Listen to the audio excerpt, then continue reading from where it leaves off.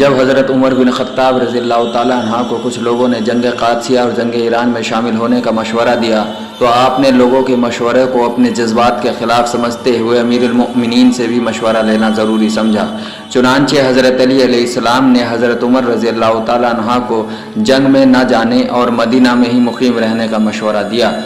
دوسرے لوگوں نے تو اس بنا پر حضرت عمر کو جنگ میں شامل ہونے کا مشورہ دیا کہ وہ دیکھ چکے تھے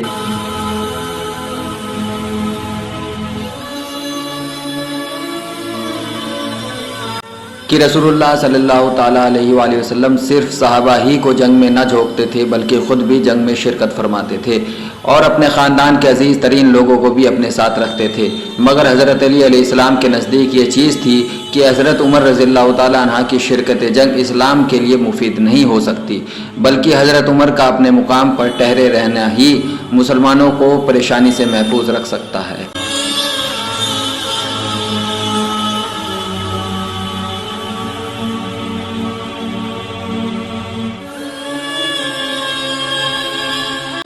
چنانچہ حضرت علی علیہ السلام ارشاد فرماتے ہیں، اس بات میں کامیابی و ناکامیابی کا دار و مدار فوج کی کمی پیشی پر نہیں رہا ہے، یہ تو اللہ کا دین ہے جسے اللہ نے سب دینوں پر غالب کر رکھا ہے، اور اللہ ہی کا لشکر ہے جسے اسی نے تیار کیا ہے، اور اس لشکر کی ایسی مدد کی ہے کہ وہ بڑھ کر اپنی موجودہ حد تک پہنچ گیا اور پھیل کر اپنے موجودہ پھیلاؤ پر آ گیا۔ ہم سے اللہ کا ایک وعدہ ہے اور وہ اس وعدے کو پورا کرے گا اور اپنے لشکر کی خود ہی مدد کرے گا۔ اے عمر، سلطنت میں حاکم کی حیثیت وہ ہوتی ہے جو مہروں میں دھاگوں کی، جو انہیں سمیٹ کر رکھتے ہیں، جب دھاگے ٹوٹتے ہیں تو سب مہریں بکھر جاتی ہیں اور پھر سمٹتی نہیں۔ آج عرب والے اگرچہ گنتی میں کم ہیں مگر اسلام کی وجہ سے بہت ہیں اور اتحاد باہمی کے سبب سے فتح پانے والے ہیں۔ اے عمر، تم اپنے مقام پر خنٹی کی طرح جمے رہو، ورنہ اہل عرب تمہیں جنگ میں بھی یہاں کی پریشانیوں میں مبتلا رکھیں گے، لہٰذا انہی کو جنگ کا مقابلہ کرنے دو۔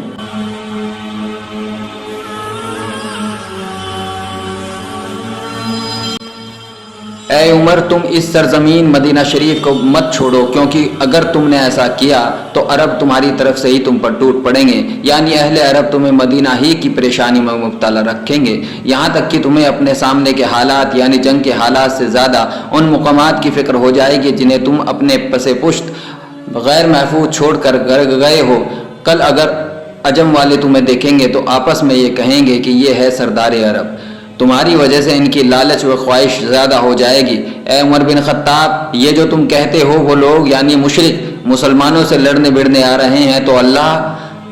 ان کے مسلمانوں سے لڑنے کو تم سے زیادہ برا سمجھتا ہے، اور اللہ جسے برا سمجھے اسے بدلنے اور روکنے پر قدرت رکھتا ہے۔ اے عمر بن خطاب، تم جو ان کی یعنی مشرک کی تعداد کے متعلق کہتے پھرتے ہو کہ تعداد میں بہت زیادہ ہیں، تو جان لو ہم مسلمان تعداد کے بلبوتے لڑائی نہیں کرتے بلکہ اللہ کی تائید، نصرت، مدد کے ساتھ اور اس پر یقین رکھ کر لڑتے ہیں۔ لائک اینڈ سبسکرائب شان اہل بیت علیہ السلام۔